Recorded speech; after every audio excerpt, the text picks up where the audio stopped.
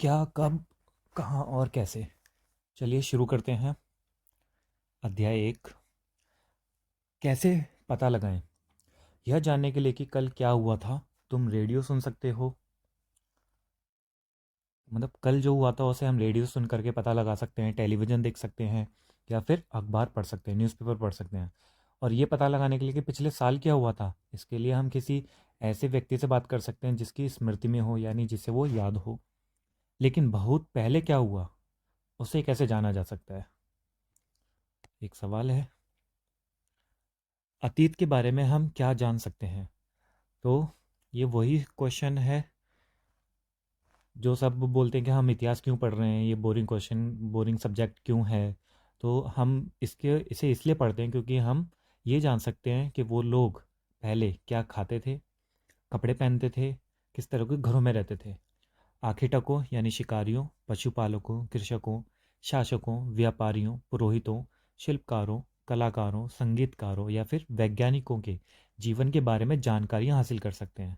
यानी हम पता लगा सकते हैं कि पहले का कैसे थे और अब कैसे रह रहे हैं, एक कितना विकसित हुआ है इंसान, हमारा समाज कितना विकसित हुआ है, ये सब हम देख सकते हैं। यही नहीं, हम यह भी पता कर सकते हैं कि उस समय बच्चे कौन सा खेल खेलते थे, कौन सी कहानियाँ सुनते थे, कौन से नाटक देखा करते थे, या फिर कौन कौन से गीत गाते थे। ये सारी चीज़ें हमें पता लगेंगी और इसी से ही हम समझ पाएंगे कि हमारा विकास कैसा हुआ है। लोग कहाँ रहते थे। अब सबसे पहले लोगों ने कहाँ पर रहना शुरू किया। नर्मदा नदी का पता लगाइए। कई लाख वर्ष पहले से लोग इस नदी के तट पर रह रहे हैं। कई लाख वर्ष पहले से ही इस नदी के तट पर रह रहे हैं। नर्मदा नदी देखते हैं, ये रही नर्मदा नदी। इस नर्मदा नदी का कई लाख सालों से लोग रह रहे हैं यहाँ पर। यहाँ रहने वाले आरंभिक लोगों में से कुछ कुशल संग्राहक थे जो आसपास के जंगलों की विशाल संपदा से परिचित थे। संग्राहक वो होते हैं जो संग्रह कर लेते हैं अपने भोजन के लिए। वे जड़ों, फलों, जंगल के अन्य उत्पादों का यहीं से संग्रह क्या करते थे। वे जानवरों का आखेट मतलब शिकार भी करते थे। यानी वो अपने भोजन के लिए पेड़ों से और जानवरों से, दोनों से अपना भोजन प्राप्त करते थे। अब तुम उत्तर पश्चिम की सुलेमान और किरथर पहाड़ियों का पता लगाओ। सुलेमान और किरथर देखते हैं, ये रही सुलेमान, ये रही किरथर। ये पहले इंडिया का ही था, अब पाकिस्तान में है। इसी क्षेत्र में कुछ ऐसे स्थान हैं जहां लगभग 8,000 वर्ष पूर्व स्त्री पुरुषों ने सबसे पहले गेहूं और जौ जैसी फसलों को उपजाना आरंभ किया। तो ये क्वेश्चन आ सकता है कि कहाँ पर सबसे पहले गेहूं और जौ के साक्ष्य मिले हैं, फसलों के उपजाने के साक्ष्य मिले हैं। तो सुलेमान और किरथर पहाड़ियाँ हैं। उन्होंने भेड़, बकरी, गाय, बैल जैसे पशुओं को पालतू बनाना शुरू किया। ये लोग गाँव में रहते थे। अभी के जो सुलेमान किरथर के लोग हैं गाँव में रह रहे हैं। उत्तर पूर्व में गारो और मध्य भारत में विंध्य पहाड़ियों का पता लगाओ। देखते हैं गारो, ये रही गारो पहाड़ियाँ, और विंध्य पहाड़ियाँ नर्मदा नदी के ऊपर विंध्य पहाड़ियाँ। ये कुछ अन्य ऐसे क्षेत्र थे जहाँ कृषि का विकास हुआ। यहाँ पर भी कृषि कृषि का विकास हुआ था। जैसे यहाँ गेहूँ और जौ उपजाते थे। जहाँ सबसे पहले चावल उपजाया गया वे स्थान विंध्य के उत्तर में स्थित है। अब ये पूछा जा सकता है कि सबसे पहले गेहूँ और जौ कहाँ उपजाया गया। वो उपजाया गया है आपका खिरथर सुलेमान पहाड़ियों में। और चावल कहाँ उपजाया गया, ये था विंध्य की पहाड़ियों के उत्तर में। मानचित्र पर सिंधु तथा इसकी सहायक नदियों का पता लगाने का प्रयास करें। सिंधु और सहायक नदियाँ, चलिए देखते हैं। सिंधु, इसकी सहायक नदियाँ हैं व्यास, सतलुज, रावी, चेनाब, झेलम। ये सारी नदियाँ मिल जाती हैं सिंधु नदी में और इसकी सहायक नदियाँ कहलाती हैं। सहायक नदियाँ उन्हें कहते हैं जो एक बड़ी नदी में मिल जाती हैं। लगभग 4700 वर्ष पूर्व इन्हीं नदियों के किनारे कुछ आरंभिक नगर फले फूले। 47 वर्षों पूर्व। अब यहाँ पर आरंभिक नगर, पहले गांव की बात चल रही थी लेकिन आरंभिक नगर यहाँ से शुरू हुआ था। तो ये डेट याद रख लेना, लगभग 4700 वर्ष पूर्व। और नदी कौन सी है, सिंधु, इसकी सहायक नदियाँ। गंगा व इसकी सहायक नदियों के किनारे और समुद्र तटवर्ती इलाकों में नगरों का विकास लगभग 2500 वर्ष पूर्व हुआ। अब जो सिंधु में जो नगरों का विकास हुआ वो 4700 वर्ष पूर्व था, और जो गंगा और इसकी सहायक नदियों के किनारे पे और समुद्री तटवर्ती इलाकों में जो नगरों का विकास था वो 2500 वर्ष पूर्व हुआ। ये अलग अलग समय है। गंगा नदी, यमुना, चंबल, सोन, ये सारी गंगा की नदियां हैं और गंगा की सहायक नदियां हैं। तो इस जगह पर जितना भी हुआ 2500 वर्ष पूर्व हुआ था। गंगा और उसकी सहायक नदी सोन का पता लगाओ। अभी हमने देखा सोन नदी, ये रही सोन।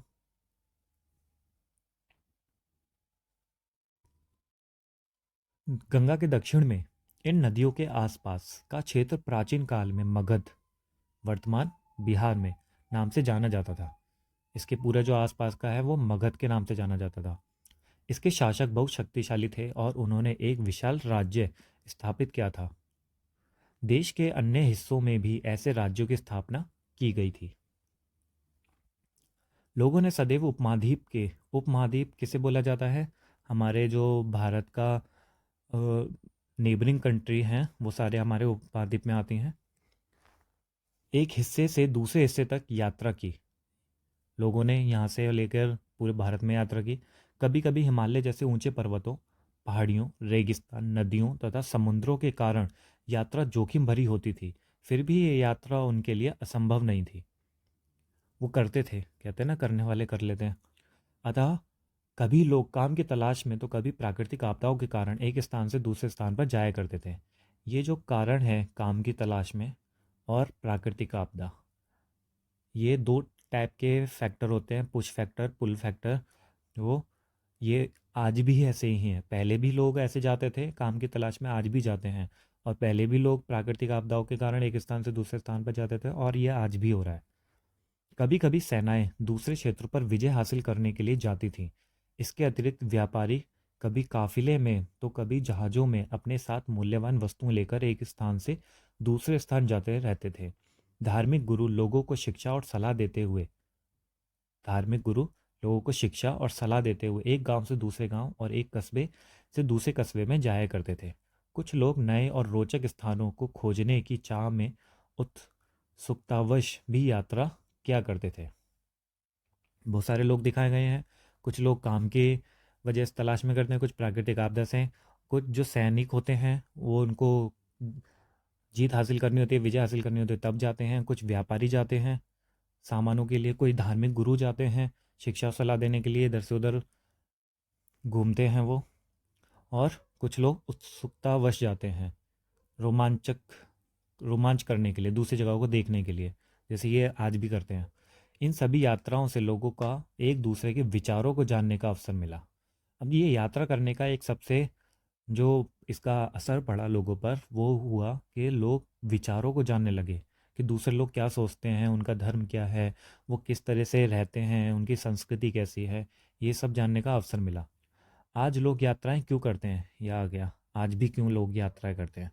एक बार फिर से मानचित्र एक को देखो। पहाड़ियाँ, पर्वत और समुद्र इस उपमहाद्वीप की प्राकृतिक सीमा का निर्माण करते हैं। प्राकृतिक सीमा वो होती है जो हमने इंसानों ने नहीं बनाई है, किसी नेता ने नहीं बनाई है, और ये सारी हमारी जो नेचर है, प्रकृति है, उसने बनाई है। तो ये बनाती है पहाड़ियाँ, पर्वत, समुद्र, ये सारी प्राकृतिक सीमाएं हैं। हालांकि लोगों के लिए इन सीमाओं को पार करना आसान नहीं था। जाहिर सी बात है, हिमालय तो अभी तक कोई नहीं पार कर पाता। आसान नहीं था। जिन्होंने ऐसा चाहा वे ऐसा कर सके। वे पर्वतों की ऊंचाई को छू सके तथा गहरे समुद्रों को पार कर सके। उपमहाद्वीप के बाहर से भी कुछ लोग यहाँ आए। अब हमने देखा कि बाहर, यहाँ से पहले बाहर गए और बाहर से भी यहाँ लोग कुछ आए थे और यहीं बस गए। लोगों के इस आवागमन ने हमारी सांस्कृतिक परंपराओं को समृद्ध किया।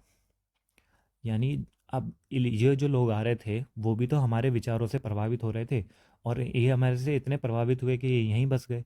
अगर प्रभावित नहीं होते तो चले जाते, यहीं बस गए। और उनके आवागमन से जो हमारी सांस्कृतिक परंपराएं थी उनको समृद्ध किया, यानी पॉजिटिव इफेक्ट डाला। कई सौ वर्षों से लोग पत्थर को तराशने, संगीत रचने पत्थर को तराशने, संगीत रचने और यहाँ तक कि भोजन बनाने के नए तरीकों के बारे में एक दूसरे के विचारों को अपनाते रहे हैं। अब हम कहते हैं ना कि आलू कहाँ से आया, हमें ये सब्जी कैसे बनाना सीखा, ये क्यों बनी, यही सब्जी हम क्यों खाते हैं, या यही चीज़ फल वगैरह ही क्यों खाने चाहिए और कुछ क्यों नहीं है। जैसे कभी कभी जंगल में जाते हैं तो मना करते हैं कि कुछ भी ऐसा मत खाओ, नहीं तो वो आप जहर हो सकता है, आप मर भी सकते हो, कुछ भी हो सकता है। तो ऐसा मना इसलिए करते हैं क्योंकि पहले जो लोग रहते थे उन्होंने सब एक्सपेरिमेंट कर लिए हैं, और वही एक दूसरे के बारे में विचारों का आदान प्रदान करते हैं। इससे पता चल जाता है ये चीज़ खाने लायक है, ये नहीं है।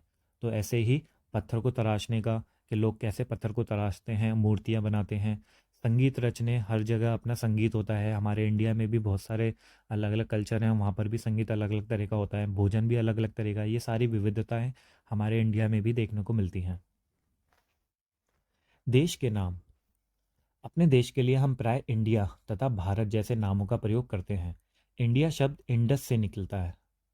इंडिया शब्द किससे निकला है? इंडस से निकला है, जिसे संस्कृत में सिंधु कहा जाता है। यानी जो आप हमारा जो इंडिया है, इंडिया का नाम इंडस से निकला है, और जिसे संस्कृत में सिंधु कहा जाता है। सिंधु, वही जो सिंधु रिवर थी, सिंधु नदी थी। अपने एटलस में ईरान और यूनान का पता लगाओ। लगभग 2500 वर्ष पूर्व उत्तर पश्चिम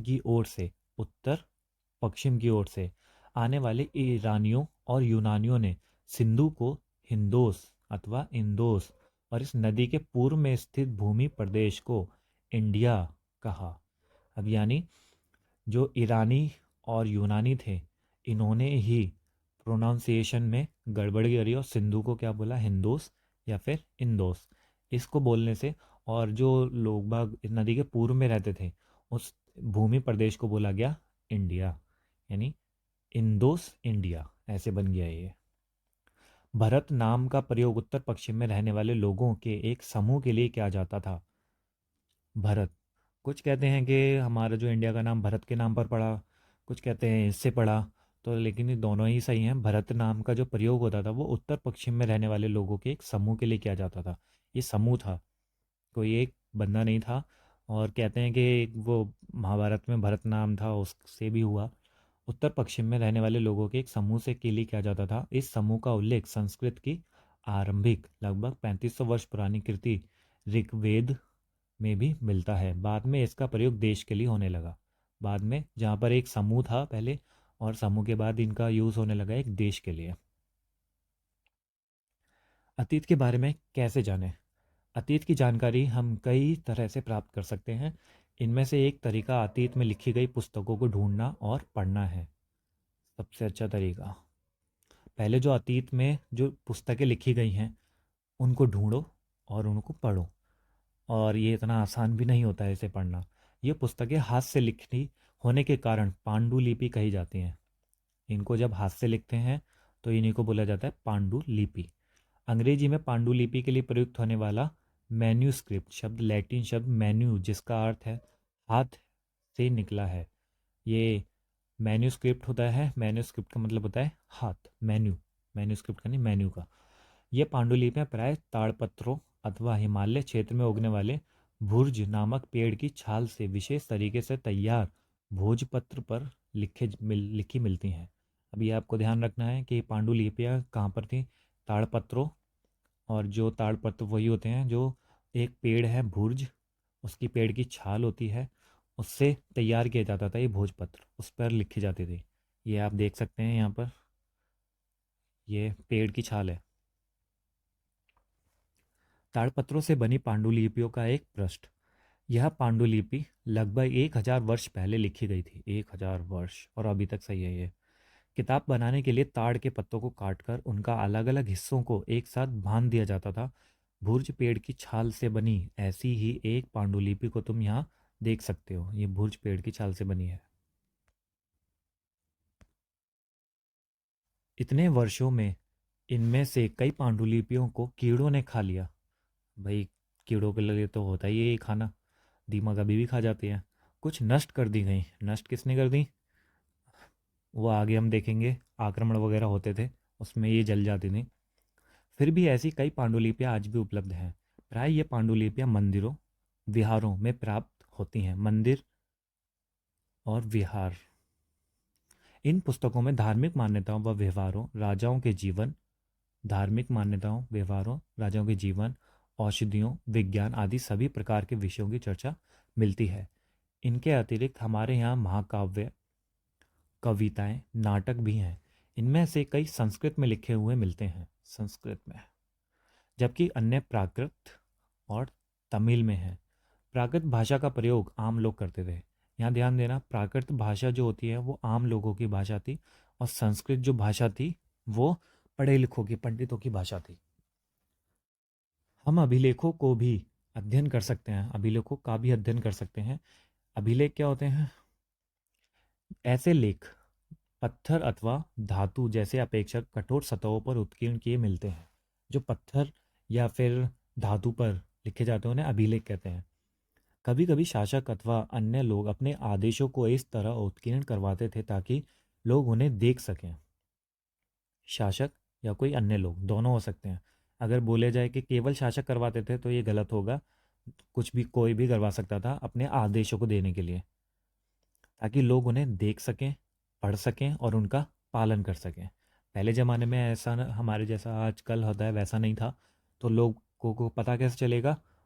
तो वहाँ पर पत्थरों में ऐसे लिख देते थे और उससे लोगों को पता चलता रहता, आने वाले लोगों को। कुछ अन्य प्रकार के अभिलेख भी मिलते हैं जिनमें राजाओं और रानियों सहित अन्य स्त्री पुरुषों ने भी अपने कार्यों के विवरण उत्कीर्ण करवाए हैं। ये राजाओं ने भी बनवाए, रानियों ने भी बनवाए, और अन्य स्त्री पुरुषों ने भी बनवाए और अपने कार्यों का विवरण दिया है इसमें। उदाहरण के लिए प्राय शासक लड़ाइयों में अर्जित विजयों का लेखा जोखा रखा करते थे। जो शासक होते थे वो जो लड़ाइयाँ लड़ते थे उनका लेखा जोखा ये रखते थे। क्या तुम बता सकती हो कि कठोर सतह पर लेख लिखवाने के क्या लाभ हैं? ऐसा करवाने में क्या क्या कठिनाई आती थी? क्या कोई बता सकता है? कमेंट करना। इसके अतिरिक्त अन्य कई वस्तुएं अतीत में बनी और प्रयोग में लाई जाती थी। ऐसी वस्तुओं का अध्ययन करने वाला, अब कुछ ऐसी वस्तु भी तो होती हैं, वो खाना जैसे किस में बनाते थे, घर में क्या रखते थे, कुछ ऐसी कई वस्तुएं थी जो अतीत में बनी थी, यानी उस समय में बनी थी और प्रयोग में लाई जाती थी। तो ऐसी वस्तुएं आज भी मिल जाती हैं और उनका फिर अध्ययन करते हैं। करने वाला व्यक्ति पुरातत्वविद कहलाता है, और जो इन चीज़ों का अध्ययन करता है वो पुरातत्वविद कहला जाता है। पुरातत्वविद पत्थर और ईंट से बनी इमारतों के अवशेषों, चित्रों तथा मूर्तियों का अध्ययन करते हैं। वे औजारों, हथियारों, बर्तनों, आभूषणों, किस किस का? औजारों, हथियारों, बर्तनों, आभूषणों तथा सिक्कों की प्राप्ति के लिए छानबीन और खुदाई भी करते हैं। अब इन्हें ढूंढेंगे कैसे? जो खुदे हुए हैं उसी से तो ढूंढेंगे। तो ये खुदाई भी करते रहते हैं, आप न्यूज़पेपर वगैरह में भी देखते रहते होगे। इनमें से कुछ वस्तुएं पत्थर, पक्की मिट्टी और कुछ धातु की बनी हो सकती हैं। ऐसे तत्व कठोर और जल्दी नष्ट ना होने वाले होते हैं। पुरातत्वविद जानवरों, चिड़ियों, मछलियों की हड्डियां भी ढूंढते हैं। ऐसा क्यों करते हैं ये? कमेंट में बताना। इससे उन्हें यह जानने में मदद मिलती है कि अतीत में लोग क्या खाते थे। अतीत में लोग क्या खाते थे। वनस्पतियों के अवशेष बहुत मुश्किल से बच पाते हैं, क्योंकि वनस्पति डिग्रेडेबल होती है, वो जल्दी से अपघटित हो जाती है। यदि अन्न के दाने अथवा लकड़ी के टुकड़े जल जाते थे तो वे जले हुए रूप में बचे रहते थे। क्या पुरातत्वविदों को बहुधा कपड़ों के अवशेष मिलते होंगे? कपड़े। पांडुलिपियों, अभिलेखों और पुरातत्व से ज्ञात जानकारियों के लिए इतिहासकार, जो इतिहासकार वो होता है जो ये सारी चीज़ें पढ़ करके लिखता है।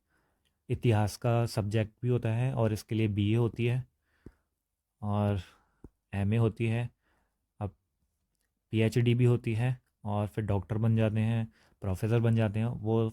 उसके बाद वो अपनी खोजबीन जारी करते हैं, थीसिस वगैरह लिखते हैं, तो वो इतिहासकार होते हैं। और वो जब ये सारा काम कर रहे होते हैं तो वो किस किस का यूज़ करते हैं? पांडुलिपियों का, अभिलेखों का और पुरातत्व से, ये सभी चीज़ों का वो यूज़ करते हैं। और इतिहासकार फिर ये सारे चीज़ें अपनी थीसिस वगैरह, बुक्स वगैरह में लिखते हैं। प्राय स्रोत शब्द का प्रयोग करते हैं। तो जो इतिहासकार थे वो इन सबको स्रोत बोलते हैं, सोर्स बोलते हैं, कि कौन सी चीज़ कहाँ से आ रही है उस चीज़ के बारे में बताते हैं। इतिहासकार उन्हें कहते हैं जो अतीत का अध्ययन करते हैं। यही बता दिया इसने, इतिहासकार वो होते हैं जो अतीत का अध्ययन करते हैं। स्रोत के प्राप्त होते ही अब आपसे क्वेश्चन पूछा जा सकता है क्या क्या स्रोत थे? तो स्रोत थे पांडुलिपियाँ जो हमने पढ़ ली हैं ऊपर, अभिलेख भी देख लिए, पुरातत्व भी देख लिए। स्रोत के प्राप्त होते ही अतीत के बारे में पढ़ना बहुत रोचक हो जाता है, क्योंकि इन स्रोतों की सहायता से हम धीरे धीरे अतीत का पुनर्निर्माण करते जाते हैं। अतः इतिहासकार तथा पुरातत्वविद उन जासूसों की तरह हैं जो इन सभी स्रोतों का प्रयोग सुराग के रूप में कर अतीत को जानने का प्रयास करते हैं। चलिए कुछ देखते हैं।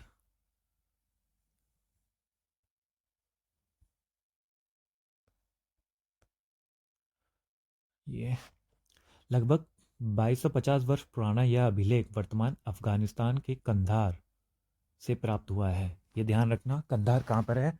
वो अफगानिस्तान में है। यह अभिलेख अशोक नामक शासक के आदेश पर उत्कीर्ण करवाया गया था। सब जानते होंगे अशोक के बारे में, अभी हम पढ़ेंगे आगे। इस शासक के विषय में तुम अध्याय 8 में पढ़ोगे। जब हम कुछ लिखते हैं तब हम किसी लिपि का प्रयोग करते हैं। लिखने के ढंग को क्या बोला जाता है? लिपि बोला जाता है। इसलिए जो भी आप लिख रहे हो उसे लिपि बोलते हैं। लिपियाँ अक्षरों अथवा संकेतों से बनी होती हैं। जब हम कुछ बोलते अथवा पढ़ते हैं तब हम एक भाषा का प्रयोग करते हैं। यहाँ लिपि एक ग्रामर में सिखाया दिया जाता है। लिपि और भाषा किसे कहते हैं? तो लिपि उसे बोलते हैं, लिखने के ढंग को कैसे लिखा जा रहा है उसे लिपि बोलते हैं, और जब हम कुछ बोलते हैं और पढ़ते हैं तो उसे भाषा बोलते हैं। यह अभिलेख इस क्षेत्र में प्रयुक्त होने वाली यूनानी तथा अरामाइक नामक दो भिन्न लिपियों और भाषाओं में है। यह अभिलेख किस में है? यह अफगानिस्तान में जो यूनानी थी और अरामाइक थी, ये दो लिपियां हैं तथा भाषाओं में है।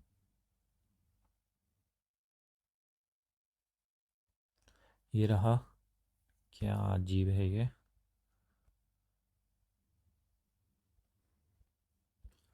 फिर ये बाएं और दाएं। एक प्राचीन नगर से प्राप्त पात्र। ये रहा। इस तरह के पात्रों का प्रयोग 4700 वर्ष पूर्व होता था। तो अभी तक ये सही सलामत मिला है। 4700 वर्ष पूर्व ऐसे घड़े, और ये आज भी होते हैं। एक पुराना चांदी का सिक्का। ये चांदी का सिक्का है दोनों। इस तरह के सिक्कों का प्रयोग लगभग 2500 वर्ष पूर्व होता था। हमारे द्वारा आज प्रयोग में आने वाले सिक्कों से यह सिक्का कैसे भिन्न है? ये आप कमेंट में ज़रूर बताना कैसे भिन्न है ये। चलिए अब बाद में एक और नेक्स्ट पार्ट लेकर के आते हैं इसका। तब तक बाय बाय।